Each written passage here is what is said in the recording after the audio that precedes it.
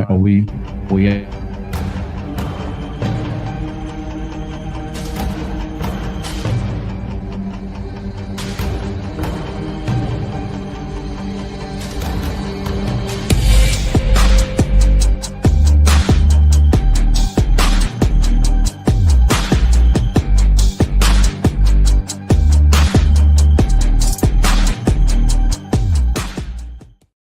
down, but just want to say that we are thankful and also very hopeful. Well, just still thinking about last Shabbat and the time we had, and that the people that we're touching, right? You don't really know who you're touching, and sometimes when you get to lay eyes on people and you see them, and you can see the seriousness in their face, that's a very inspiring. So for those that are watching, thank you for hopefully subscribing to the channel and checking out on our teachings and jumping in our live Torah study. We really appreciate you, and more than importantly, Yah is pleased. We have this technology and able to connect. So the Creator connects and draws people to be able to come together. So we're blessed to be a part of that. So Shabbat Shalom to you. As we always say, Shabbat Shalom to our Christian/Sunday brethren. Shabbat Shalom to you. As we always say, we hope that we can reason on these things that the scripture says, and hopefully that reasoning can be done on or around Yeshua Messiah. We all believe that he is the way, he is the truth, he is life, but he is also the light. And I believe the prophet Isaiah talks about the light to the law and to the testimony. They speak not to this, then there is no light in them. So we are trying to make all this mesh because God wants it to mesh.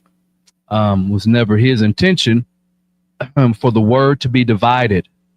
The word is supposed to divide us, right? It's supposed to make us separate from this world. So to our Sunday brethren, peace and shalom. And as always, last and never least, there are people who are struggling day to day. We got people who are in prison. I say in prison, we're talking about the world, okay? And we've all been there, right? So we're not no better than anybody else. But there are some people, who maybe they just ain't got no hope. Maybe they just feel like they're just kind of doomed or destined to be there. So peace and shalom to you, that there is hope, that there is light, there is a way for you. You're a prayer away. You're a prayer being answered away from the Most High, pulling you out of that pit. Is anything too hard for the Most High? Absolutely not. Right? His arm stretches down from heaven. The right arm of salvation stretches down from heaven and pulls us, all of us, from these different pits, these pits of doom and despair. So peace and shalom to the brothers and sisters who feel lost or are lost. So we hope that we may somehow cross paths and maybe be some encouragement as you're on your way to a better place with the Most High. So anyway, with that being said, we'll go ahead and get started. So a different world, part 5. All right, 5 of them. Today, we're going to talk about the Most High will shake heaven. The Most High will shake heaven. Okay, so today is the 6th of December, it's the 16th of Kislev, right? So that means the Chanukah, the Hanukkah celebration will be right around the corner, be here right here before you know it. We're in this 4th year of our Shemitah cycle. So we got about, Yah willing, 3 more years and we'll be in a brand new Shemitah cycle. Okay, brand new set of 7. And every set of 7, we got to be paying attention because the Bible is very clear. There's going to be a specific set of 7 where things are going to get weird. Okay, right? If you're familiar with your tribulation, the 7-year cycle. So it's actually a good thing, I think, that we're kind of keeping up with at least just the number count. Okay. All right. So with that being said, we'll get started. Timer going. Okay. Quick recap. Don't start booing and all that stuff. Just really quick. Okay. All right. So we started off different world. Okay. A different world and where you come from. That was our first part. And we wanted to introduce the cosmos. The cosmos is order. Yeshua talks about the world and how he's not praying for the world, but he's praying for his people inside the world. And when we look at cosmos, we're just talking about government. Okay, government. All right. All right. And the principalities, we wanted to talk about the principalities because Ephesians 6:12 has kind of been our theme since we started this series. One of the first things that Apostle Shaul talks about is that we don't wrestle against flesh and blood, but against principalities. And the principalities in the Greek is arche, right? Arche, which means principle, beginning, origin. Okay, so we want to introduce that. We wanted to talk about consciousness and how our consciousness is connecting to something. Right? We're not walking around here like a bunch of robots. Right? Our mind, our consciousness is connecting to something. Okay, and then the second part, we got into worship, warring in worship. And we kind of diverged just a little bit because we had to kick Halloween's butt that weekend. Okay, happened to fall on Shabbat, fell on Shabbat. So we kicked Halloween's butt that day. So victory for the Most High. And Shachar, worship means to bow down. So a part of this is when you worship, it means you're bowing down. You are submitting yourself, right? And when we worship to the Most High, we are in submission. But and we do our worship, our praise, talits. We play drums. We say our prayers, our scripted prayers, our open, free spiritual prayers. But then we find out that there is a war over us, right? So your worship matters. So you give your energy to, your time to, your consciousness to matters. Okay, that matters. And that signifies the world that you are in. Either you're in a world of the Most High, or you're in the world of the world, a world of, darkness and Hasatan, Satan, the adversary. Okay. All right. And then we got to the unseen realm, right? Part 3. We had a bunch of this stuff. Deep. Go back and watch. If you ain't watching now. Okay. Go back and watch. All right. And we really, once again, hammered 6 and 12, and it's principalities. It is the powers, rulers of this darkness, and these, I like this version, spiritual host of wickedness in heavenly place. That's a great translation, actually. All right. And we gave an example, Daniel chapter 10. Daniel is in this praying and fasting, and the Most High is sending a Malachim, a messenger Gabriel, to give Daniel a word. But unfortunately, Gabriel says, hey, I got held up in spiritual customs and they wouldn't let me pass through. And this prince of Persia had the authority to keep him there. Right. So what's all that about? Why couldn't God just snap his fingers? Why did the prince of Persia have authority? Right. So I believe it says in the scripture that Michael has to come and to, rough him up. Okay. So he could go and do what he had to do. Okay. All right. So the cosmos of this world, principalities, powers, rulers of darkness, and spiritual wickedness. All right. Then last week, we are not alone. Ooh, not alone.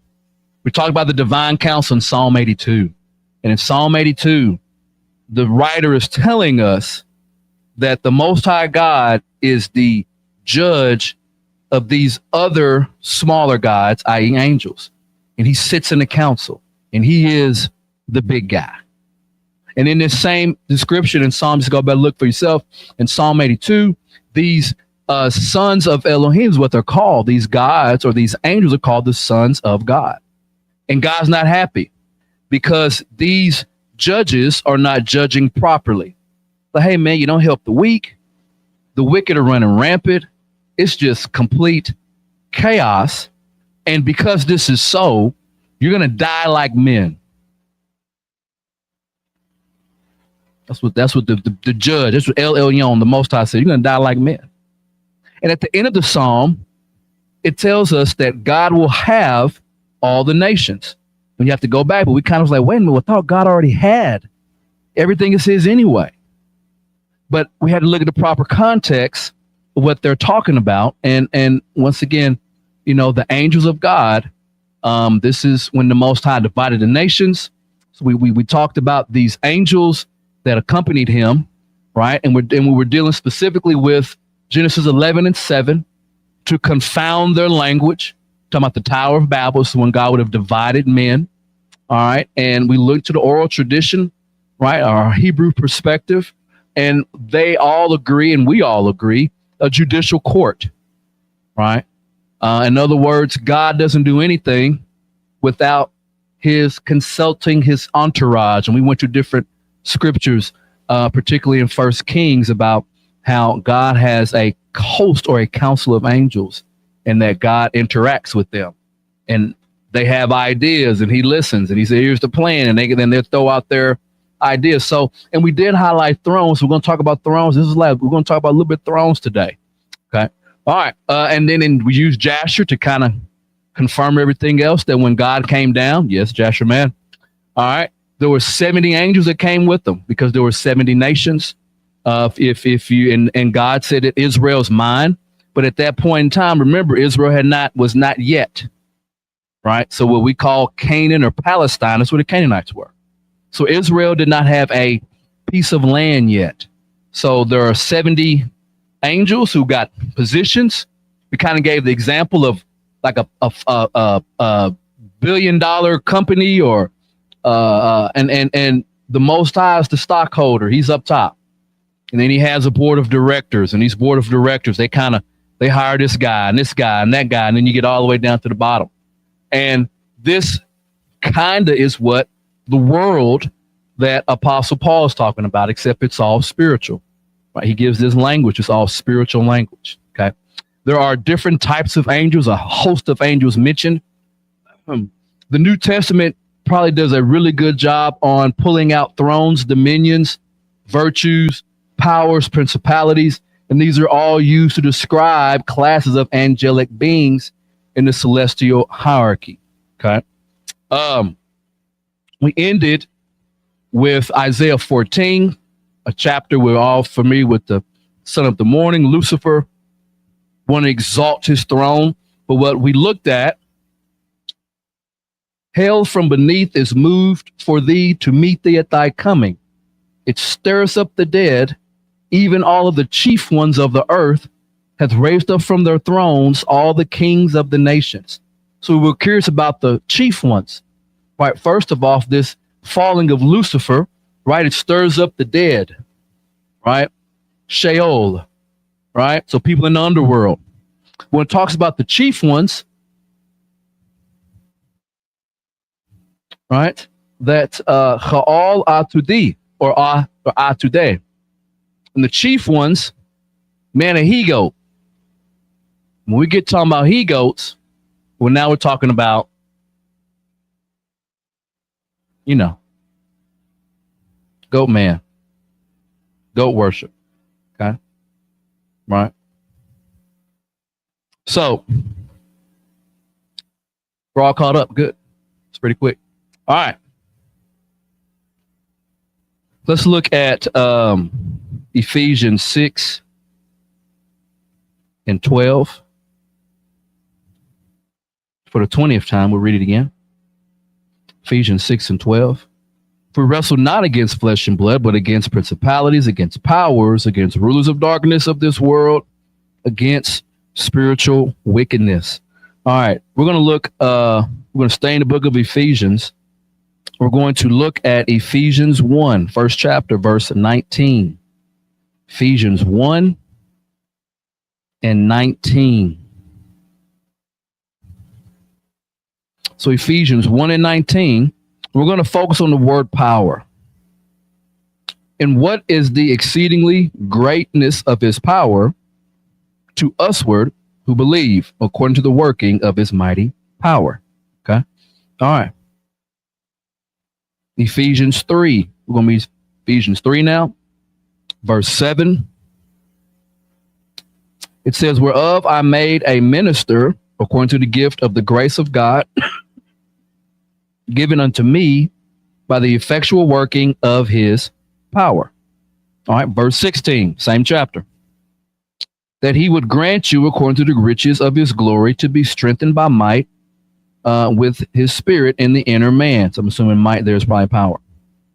And verse 20, now unto him that is able to do exceedingly abundantly above all that we ask or think, according to the power that works in us, unto him be glory, unto works in us. That's going to the next verse. All right, so we got some verses with power. Let's look at some other verses. We'll stay in Ephesians. We've already read Ephesians 6 and 12. So Ephesians 1 and 21. And it says, far above all principality and power and might and dominion, and every name that is named, not only in this world, but also in that which is to come. Right. So when we hear that,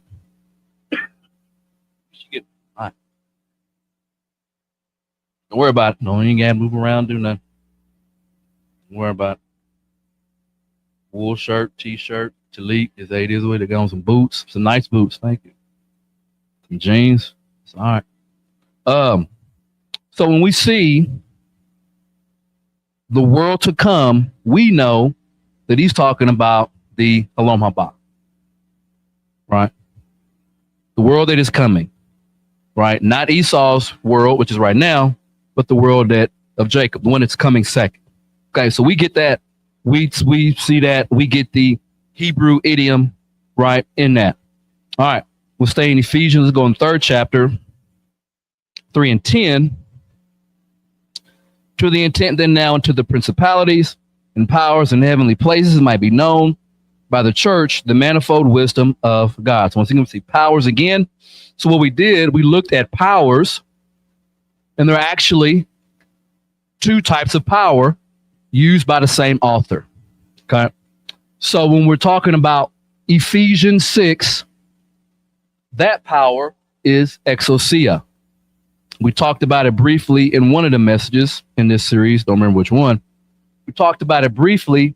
And to make it simple, exousia or power in this sense really means more of authority, right? So things are used to describe it is delegated influence, as in somebody gave you that what? Authority. And with that authority, you usurp power, but delegated influence, authority, a jurisdiction. Hey, this is my area, right? So my classroom, I have power, i.e. authority, okay? Right, the right to do something, a magistrate, that is exousia, that is power. That's Ephesians 6. So the principalities, kind of looked at that. God gave 70 angels a job over these nations. Check. Power. Someone has authority to do A, B, or C. Okay. The other power was Ephesians 1 and 19 and 3 and 7 and 3:16, 3:20. This is your dunamis, where you get dynamite, right? Boom, power, explosion. This power, this is a violence, might, strength. This is more of a power that when you say, man, he's powerful, power. Okay. When we talk about the exousia, it says that Yeshua didn't teach as a scribe. He taught us somebody that had what? Authority, exousia. Okay, that's the word used to describe Yeshua in his teaching. He had authority, exousia. Okay, all right. Now, let's look at Colossians 1, Or the first chapter. I don't know why I said it. First chapter of Colossians.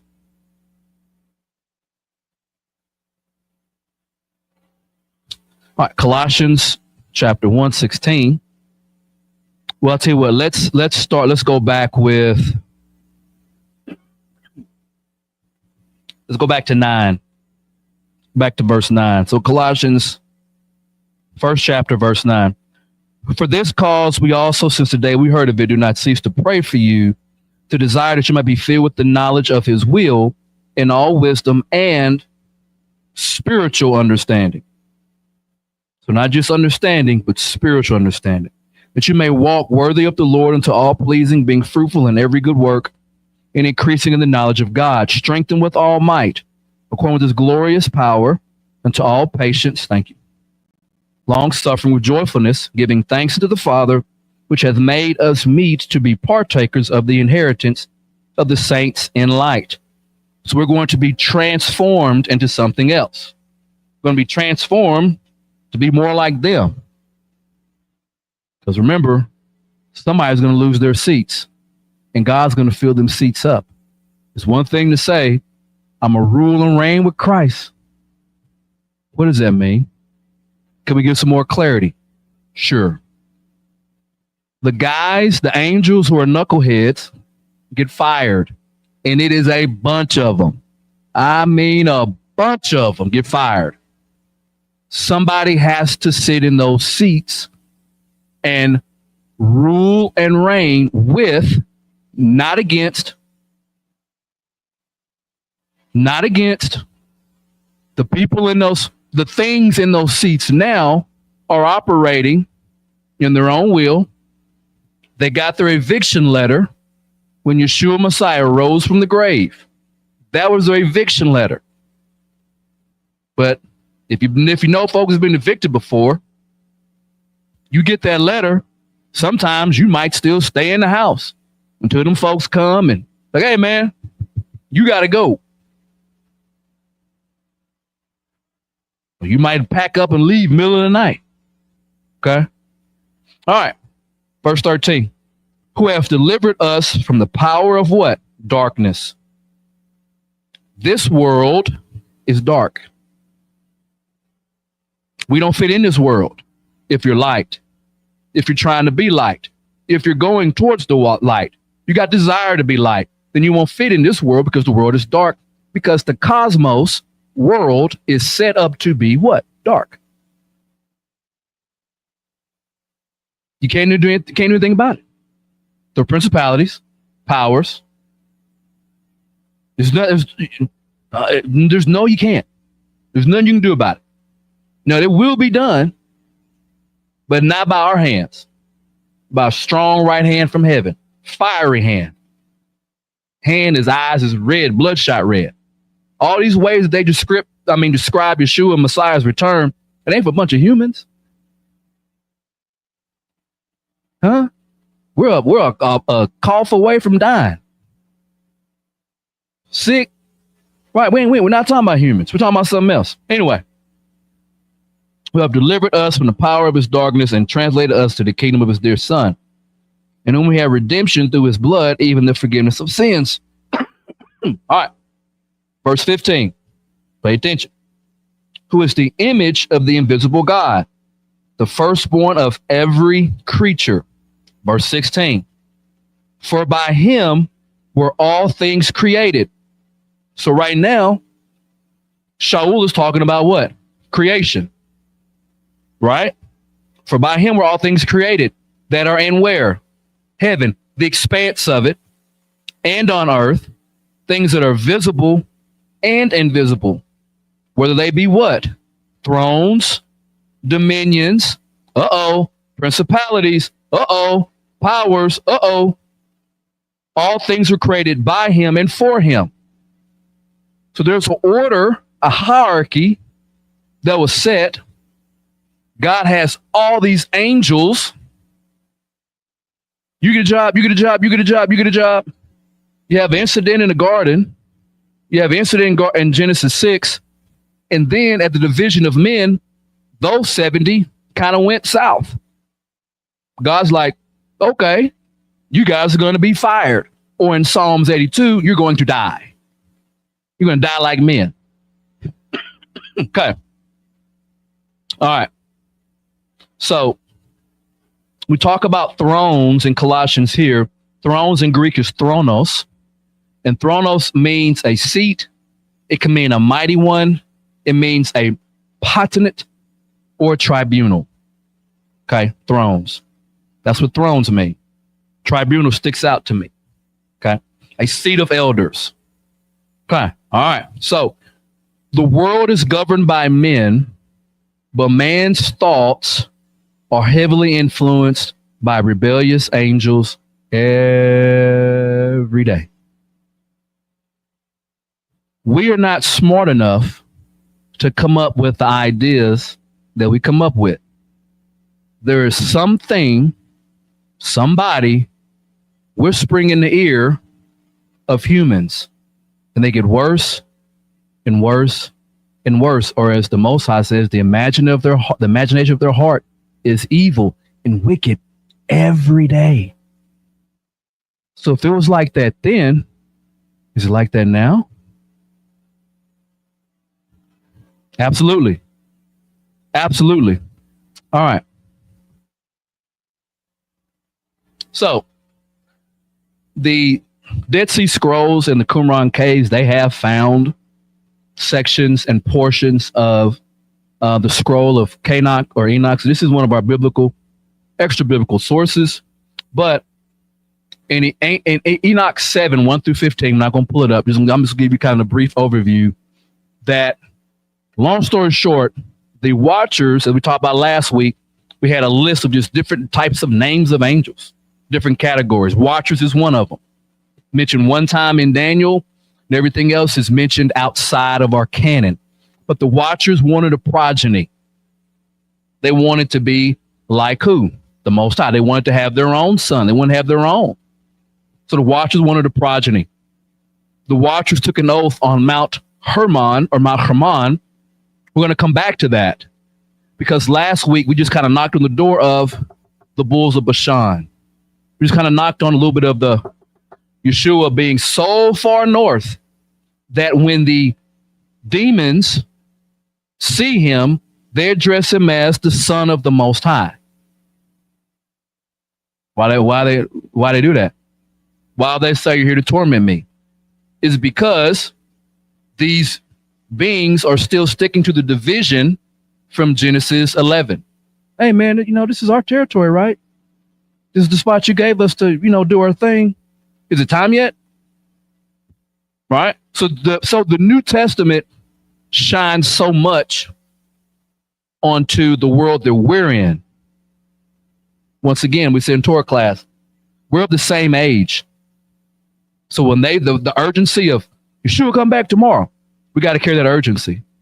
We're of the same age. The age didn't change yet. Okay. All right. The Watchers laid, as it had physical intercourse with women. Right? Big, crazy, big no-no. But the big thing, besides them having intercourse, the Watchers taught sorcery, incantations, dividing of roots and trees, another form of witchcraft, evil medicine, BC science. That's what they taught. So we want to talk about this. Teaching men how to sin. And not just sin, but to sin. To sin. Okay. Now, Enoch 9. We'll read this one. I thought this was a great site. I think something on my computer. But they have Enoch and they have the different references that we can connect from Enoch to our canon. So sometimes people are against it, but there's plenty of sources here. Anyway, then Michael, Gabriel, Suriel, Uriel looked down from heaven, saw the mass of blood that was being shed on the earth, all the iniquity that was being done on the earth. They give you all these verses. And they said one to another, let the devastated earth cry out with the sound of their cries up to the gate of heaven. And now to you, O holy ones of heaven, the souls of men complain, saying, bring our complaint before the Most High. And they said to the Lord, the King, Lord of lords, God of God, King of kings, Your glorious throne endures or all for all generations of the world and blessed and praised. You made everything, and the power over everything is yours, and everything is uncovered and open in front of you, and you see everything, and there's nothing that can be hidden from you. See then what Azazel has done, and I has taught all the iniquity on the earth and revealed what? The eternal secrets that are made in heaven. So there's one of the watchers and what he did. Whew. Here's another one. And Semaziah has made known spells, he to whom you gave authority to rule over those who are with him.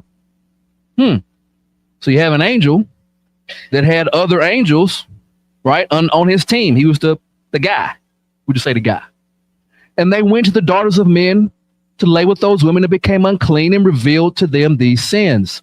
And now behold, the souls which have died cry out and complain to the gate of heaven, and their lament has ascended, and they cannot go out in the face of the iniquity which is being committed on the earth. Okay, that was Enoch 7, 1 through 15, just kind of a general overview. And I believe in Enoch 7, it also goes into Semaziah, says, hey, man, if we do this, they're going to put all this on me. We got to make this agree. Hey, if we in together. I ain't going down by myself. Okay. All right, but I just want to just give a general overview. Now, we're gonna diverge. We're gonna take a quick little B route. Azazel.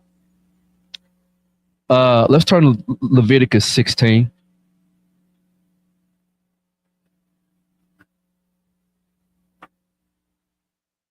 Just gonna connect the text. Leviticus 16. And let's start in 7. Leviticus 16 verse. I'll tell you what, Jeremiah, you got a mic back there. I know you do. Okay, will you read? Be a reader? Thank you. And start in verse 7.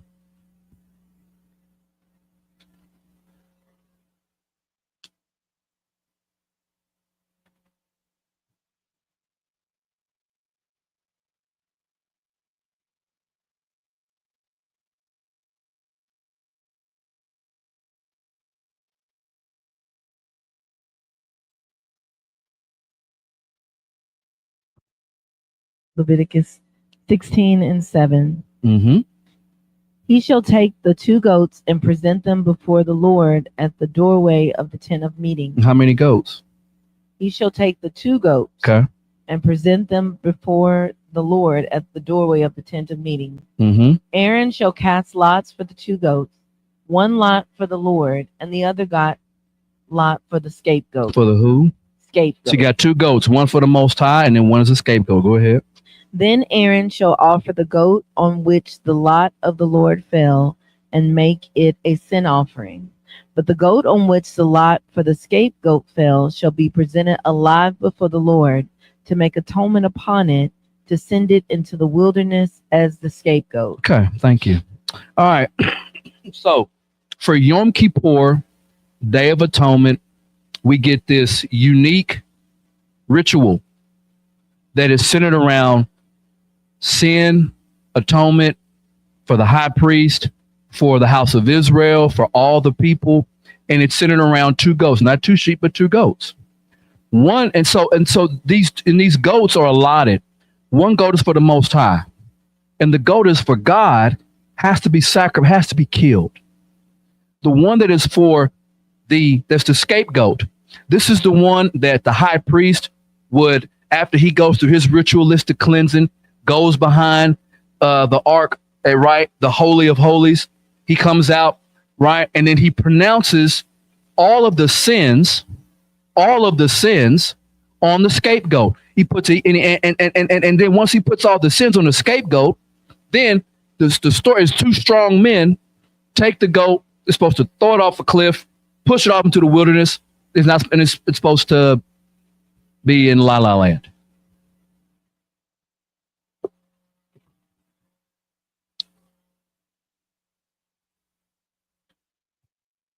But the goat on which the lot fell for Azazel shall be set alive before the Lord, to make atonement over him, to send him away for Azazel into the wilderness.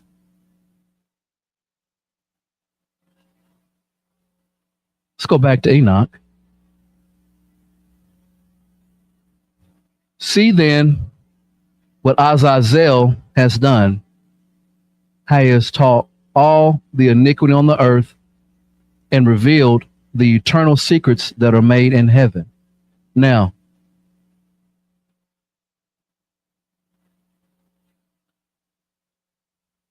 maybe I didn't get it. But Azazel, no, I did. Sorry. You got Enoch on you. Could you read 11 through 15 on Enoch chapter 9?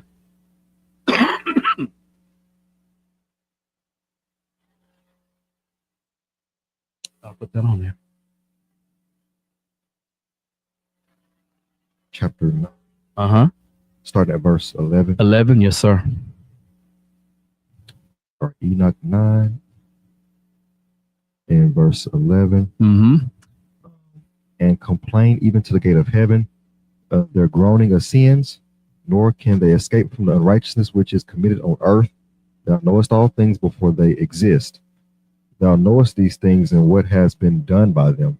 Yet thou dost not speak to us. What on account of these things ought we do to them? I think it ends right there. That's where it ends at. Mm-hmm. We stopped at verse 14. Okay. All right. Well, Azazel is the angel that is accused of teaching all iniquity on earth. And Azazel is the one who is punished. And all of the sins from the Leviticus 16, all the sins are put on Azazel. This is called the scapegoat. So when we do this every year, obviously we don't have goats and we don't have, but the spiritual, the other side is that every year this is done and this is read. Who is the scapegoat? Azazel. Who is the angel from the book of Enoch that taught men the secrets of the earth to sin? Do you think that's a coincidence? I had no clue until we was in Learn Hebrew Torah rabbinical class, and I was like, got tamale. It says it right there. Our translation says scapegoat, but in the Hebrew, Le'azazel. So God put it right there in front of our face. So when Peter and Jude talk about, hey man, these angels and God's punishment, yeah. And we actually rehearsing it every 7th month on the 10th day. This is to be what a memorial forever and ever and ever. Okay, so Azazel is the name of the angel that has all these crimes put on him, and Azazel is the name of the scapegoat who has all the sins placed on him. So we don't think that Yah is fighting this battle, but if there's a battle going on right around us, it's right here in our Leviticus 16, Parshat Acharimot. It's right there. It's right there. You can't make it up. All right, now, with that being said, Jeremiah, give us Ephesians 2:2. Yes, you do. I put one back there. You ain't getting all. Ephesians 2:2.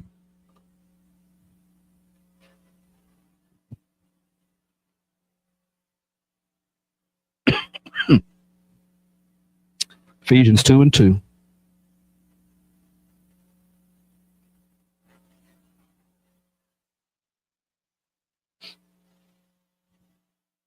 Ephesians 2:2, Mhm. wherein in times past walked according to the course of the world, according to the prince of the power of the air. The who? The prince of the power of the The prince air. of the what? Prince of the power of the air. Mm. The spirit that now works in the children of disobedience. Now, this prince has power, exousia, authority. Where is he at again? Oh, okay. Cool. Great. All right. The heavens are the place for celestial beings, right? Shoel talks about celestial and terrestrial. The heavens are the place for the celestial beings. All right.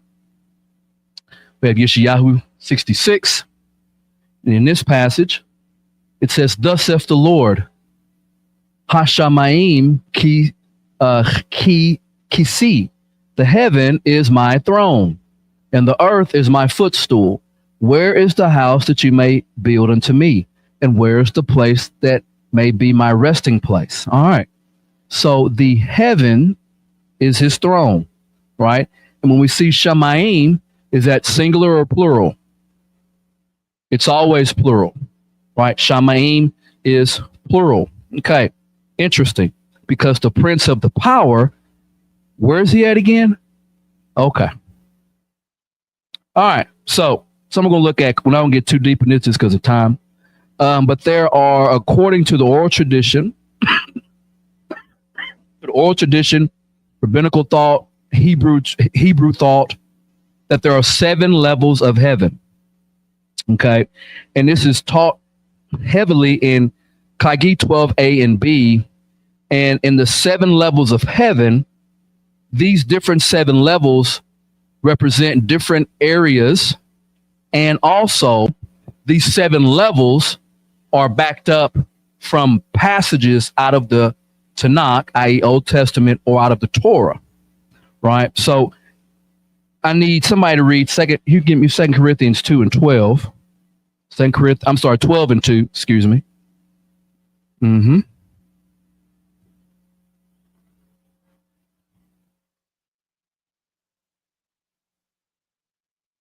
Second Corinthians 12 and 2.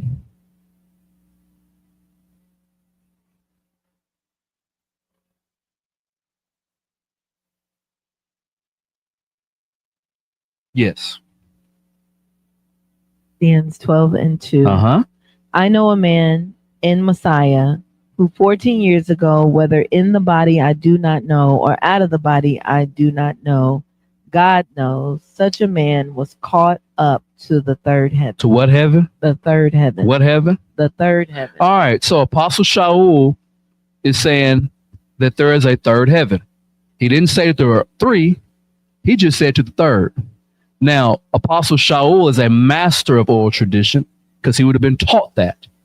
So in oral tradition, there is a teaching that there are 7 levels of heaven. At the highest, at the height is, well, you guessed it right, my throne. So the third level from a Hebraic point, that third level is called Shekaim. Shekaim mean heights. So the third level is called the heights. It is the one in which the mills stand and grind manna. We know manna is for the righteous, as it is stated. So here's our reference from the scripture. And he commanded the heights, Shachaim, above, and opened the doors of heaven. And opened the doors of heaven. And he caused manna to what? Rain upon them for food, and gave them corn of heaven. You need that Psalms. You want to write that down? Psalm 78, 23 through 24. So from our tradition, Psalm 78, 23 through 24 is making a reference to the third level of heaven. And this is the level of heaven that Paul refers to in 2 Corinthians 12 and 2. Okay. All right. Everybody follow me. All right. Now, we need to set a precedent that if there are different levels of heaven, and if the prince of power is in the air, and if there are thrones and dominions and principalities, then we got to get an understanding when the Bible says, hey, when this happened. So we want to get an understanding before we get to that verse. So we can get to that verse and just, blah, blah, blah, blah, blah. do all kind of crazy stuff. So let's build up to it based on what the word says, and then we can take our deep breath and then reflect. Be like, man, we got work to do. But that's a good thing to work for the Most High, right? That's a good thing to work for the Most High. It's a terrible thing to be working against them. Okay. I'll tell you Deuteronomy 10, my bad. Deuteronomy 10 and verse 14. Hallelujah, if you get there. Boom, on the board.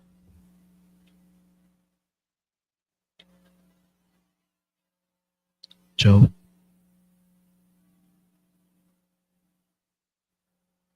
All right. So Deuteronomy 10 and 14. Hallelujah, if you're there. All right. Look what the word says. Deuteronomy, Davarim 10 and 14. Behold the heaven and the heaven of heavens. Behold the heaven and the heaven of heavens. Behold the heaven and the heaven of heavens. It automatically gets your mind to just, the little hamster in your mind starting to run. It's starting to run. Behold, the heaven and the heaven of heavens is the Lord's, thy God, the earth also with all that therein is. Okay. Turn to Psalms 115.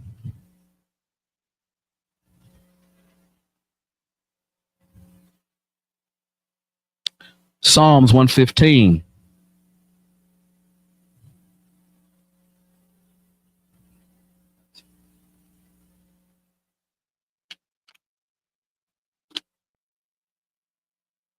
Hello, when you get there. 115 and 16. Bless you. All right, Psalm 115. Let's be 115 and 15. All right. Psalms 115 and 15, excuse me. Ye are blessed of the Lord, which made heaven and earth, the heaven, even the heavens. Now, if you're a writer, a Hebrew, you already know that when you say Shamayim, it's already plural. Why do you got to say heaven multiple times when you're talking about heaven one time? Those two passages. What do they understand? That they just assume the reader knows. They just assume because we're writing to the Israelites. We just assume that you knew that there are multiple levels of heaven. Duh. The heaven, you are blessed of the Lord which made the heaven and earth. The heaven, even the heavens, are the Lord's, but the earth hath he given to the children of men. Okay. So it just kind of reiterates the fact the world is governed by men, but the thoughts are heavily influenced by rebellious angels. Okay. All right. Now, we set a precedent to at least make us think, or at least to consider, that there are different levels of heaven. And we use Psalm 78, Deuteronomy 10 and 14, Psalms 115, 16, New Testament, 2 Corinthians 12 and 2. He said third. Okay. Now, with that being said, let's go to the Gospels. Deacon, can you give us Matthew 24 and 29? Can you get us Mark 13, 25? Jeremiah, can you get us Luke 21 and 16?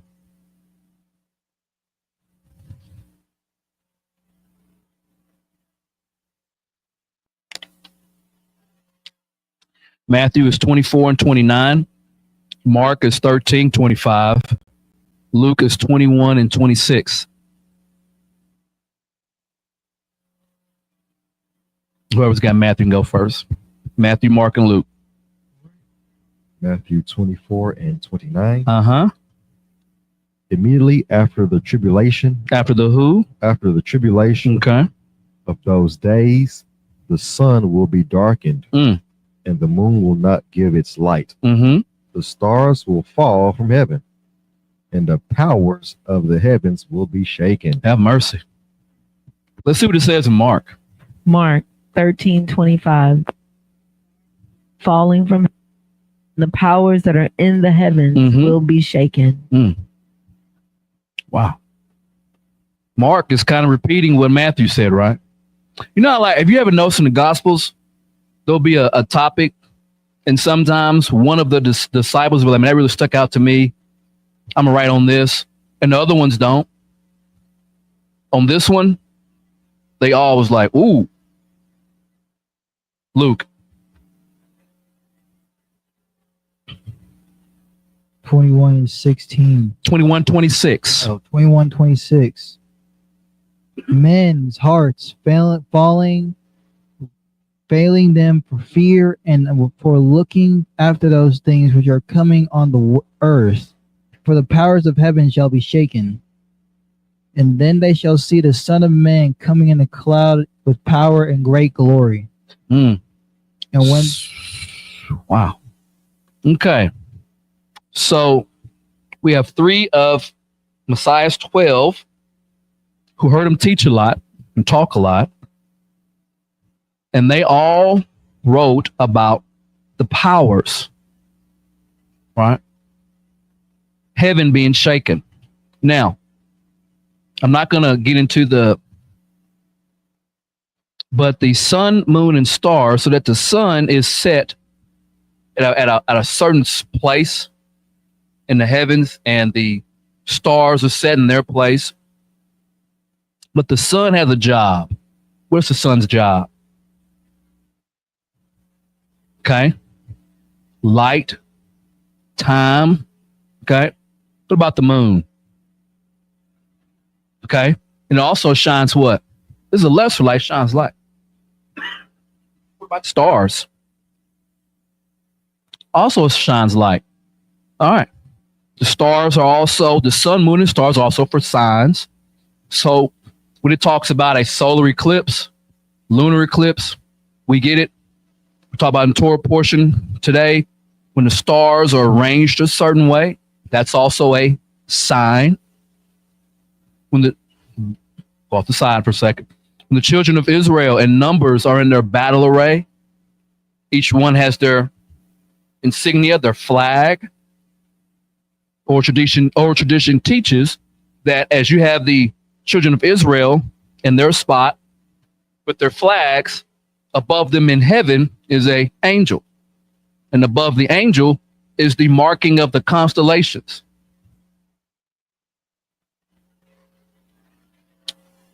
Anyway, so all of these 3 record. Let me get the map.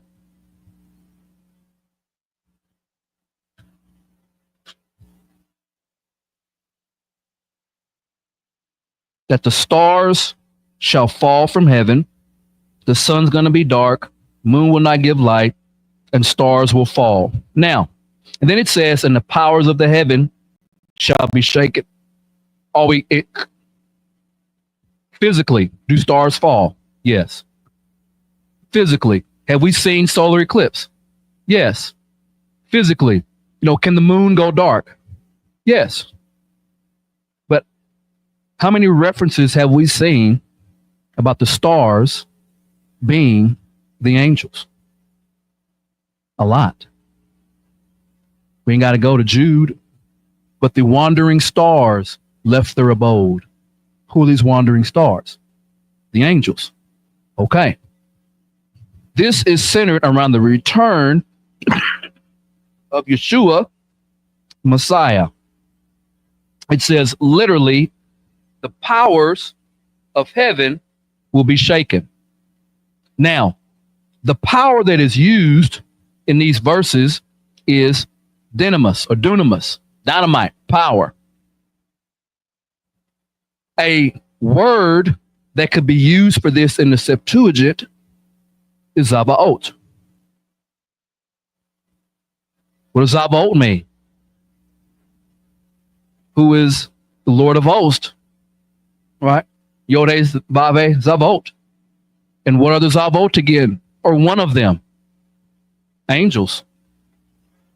So once again, at the return of Yeshua Messiah, the powers of heaven are shaken.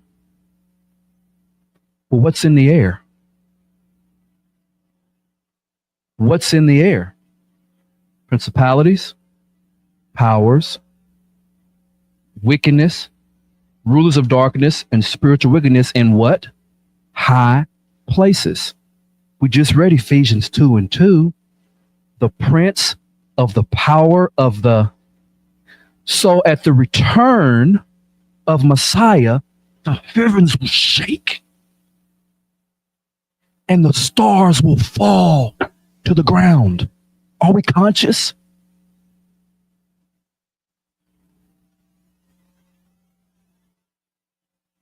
Let's go to Matthew 11. We're going to come back to this. Let's go to Matthew 11.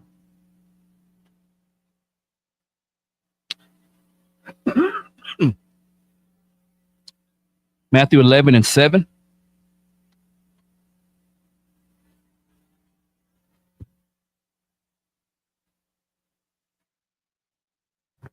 All right, Matthew 11:7. This is Yeshua talking about Yochanan.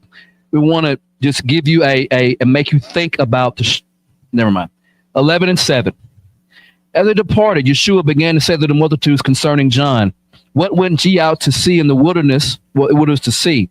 A reed shaken with the wind. Remember, Yochanan was in the wilderness preaching and teaching, right?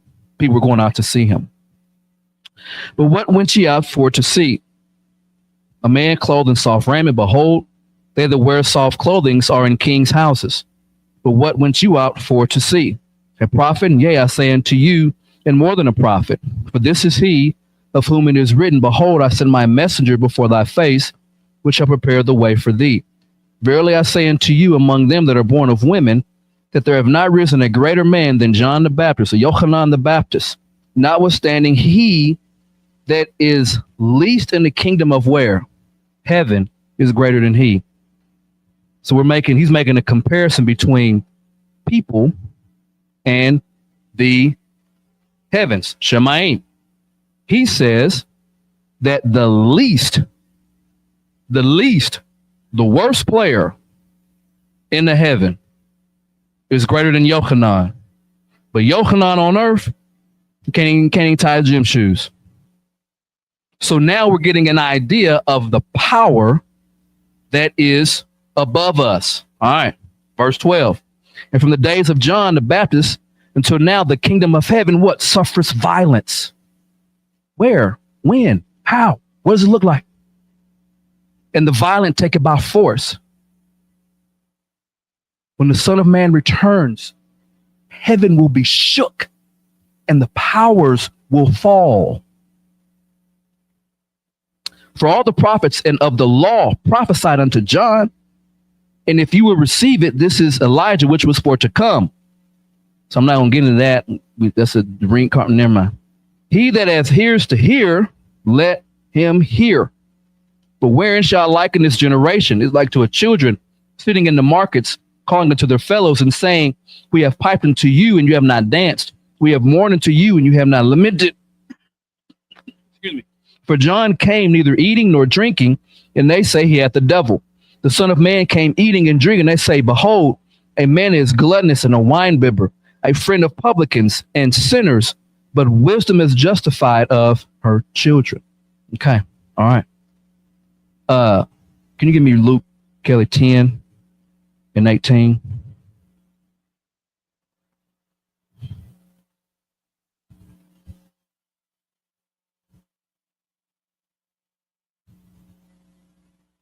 Luke 10 and 18. Luke 10 and 18. And he said to them, I was watching Satan fall. Watching who? Who? Satan. Okay. Fall from heaven. Fall from where? Heaven. Where? Heaven. Okay. Like lightning. Behold, I have given you authority to tread on serpents and scorpions, for all the power of the enemy, and nothing will injure you. Hallelujah. Go ahead. Nevertheless, do not rejoice in this, that the spirits are subject to you, but rejoice that your names are recorded in heaven. All right, verse 18. He said he saw Satan fall from heaven like lightning. That means he was in the expanse of the what? Air, sky, heavens, plural. Revelation 12.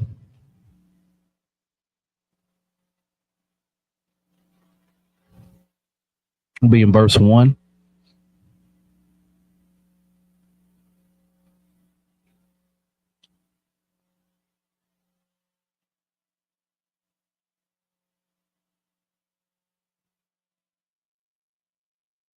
No. All right, Revelation 12 and 1. There appeared a great wonder in heaven, a woman clothed with the sun, the moon under her feet, and upon her head a crown of 12 stars. All right, this is once again a Hebrew Israelite looking at the constellations. Okay. And she, being with child, cried, travailing in birth, and pain to be delivered. And there appeared another wonder, where? In heaven.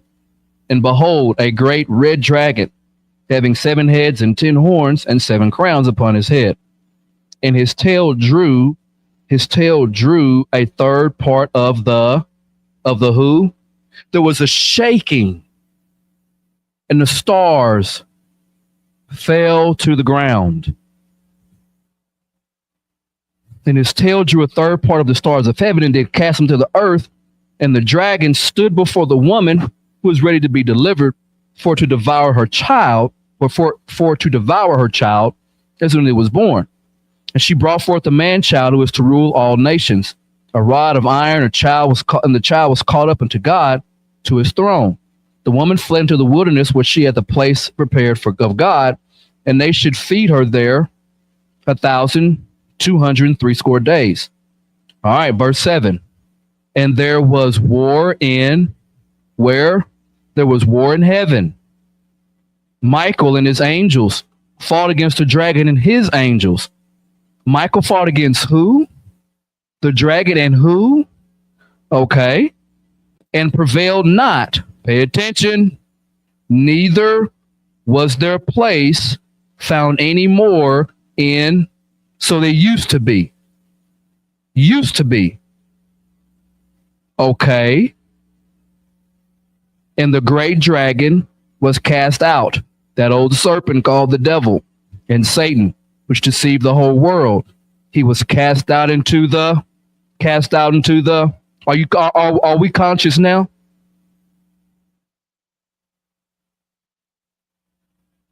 And his who were cast out with him.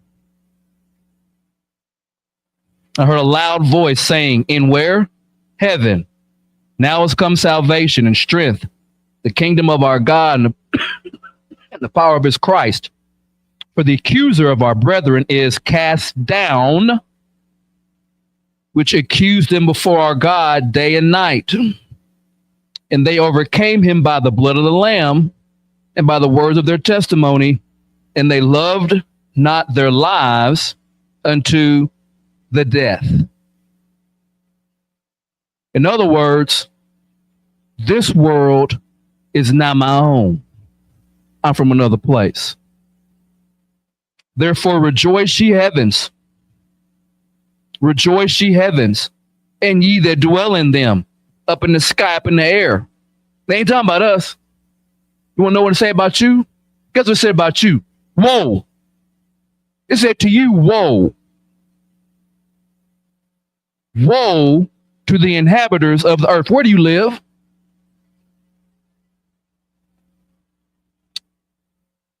Woe unto the inhabitants of the earth and the sea. For the devil is come down unto you, having great wrath, because he knows he hath but a short time. Okay. Now, we needed to go through that to get to that. Where are we at right now? So we have looked at rebellious angels, their principalities, thrones, dominions. There's this unseen realm all around us. There's this influence from the leader of the United States, Russia, to the little 6-year-old. There's all this spiritual interference to try to get us to get away from God. And then on top of that, we have other divisions of angels who are trying to extol their throne, Isaiah 14, above the El Elyon's throne. And then when he's kind of tossed down, this gets the attention of all the devil goat gods that are in the earth. So I forgot what Deacon read today about every knee shall bow. Did you notice what it says? In the earth and where else? It said under the earth. Well, who's down there, buddy? Are you reading your Bible? Are you paying attention to what the prophets done said? Are we conscious? Are we paying attention? That's what it said. So God is going to shake heaven. Have you ever, some of y'all cleaned rugs before? And you know one way to clean a rug? Vacuum cleaner. Yeah, I know. Okay. If you ain't got a vacuum cleaner, you know what you can do? You can take that rug and you know what you see? Oh my goodness. You see all that dust and stuff falling down. So God is going to the heavens when he sends his son, and all this stuff's going to start falling down. So it ain't about you, but it's about you. Who are you going? What world do you want to be a part of? Do you want to be a part of this world? Because he's going to shake the expanse over top of the world, and all of them that are not cool are going to be shook down to the earth, and they got to deal with him. We didn't go into today. There are passages where God will be talking to somebody. Then he says, and to all of you who try to creep and crawl and hide up on the top of its mountains, I'm going to find you and pull you out. Who are you talking to? The Leviathan is deep in the waters. Who are they talking to? Like, we're not alone. The earth is his. He lent it out to other beings, and they chose to say, hey, Mayans, Aztecs, Sumerians, Egyptians, worship me. Don't worship him. Worship me. So you have all these clay tablets of people of drawing and carving weird looking stuff. That's what they did. So God was just like, all right, okay. And all of them who are with you. So if they know that they're going to lose, well, then we need to deceive, as the text says, the whole what? World. To get as many of his creation to eat and taste of his what? Wrath.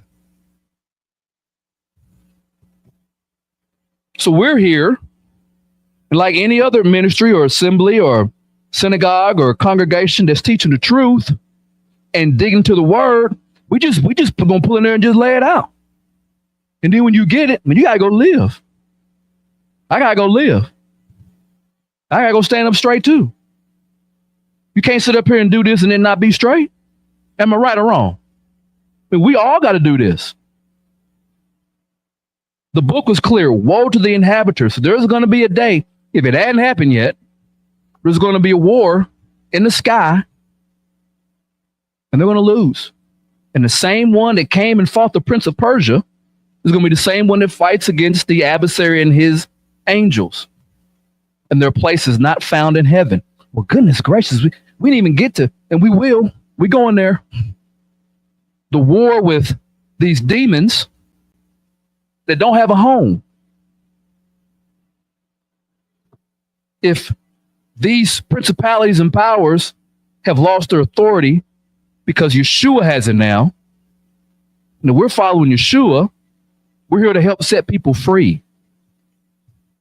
Addictions, people that are possessed, we got authority over that. But the Prince of America, better hush your mouth. I'm praying against the principality of America, but hush your mouth. That's not your fight. You know who fight that is? The one who ride on the clouds. That's his fight. You worry about shining light to other people. and keeping yourself clean, in an unclean world. That's what we worry about, being clean in an unclean world and shining light to people. All these different dominions and thrones, they got their pink slip, so ain't nothing we can do. It's already been done. When he come, he gonna hit the eject button. Enoch said it. Jude said it. He come with 10,000 of his saints. You understand that, don't you? All right. Once again, as we always say on this topic, there's a lot of stuff. We'll stop right there. We'll pick up again. We'll keep digging and plowing. It's a different world. A different world.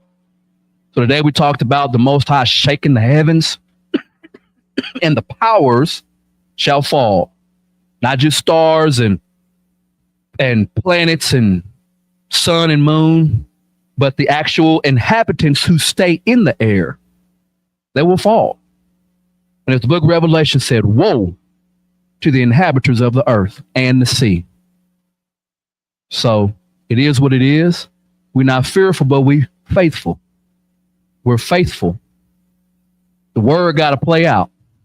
So while everybody else talking about some beam me up out of here, Scotty, no, you better, as Ephesians 6 said, put on the whole armor of God so that you can stand. And that's what we hear. So we're going to continue to break this down. We covered powers today.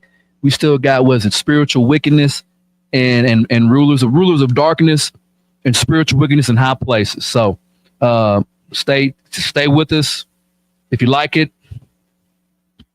share it, subscribe, and we'll continue. All right. While staying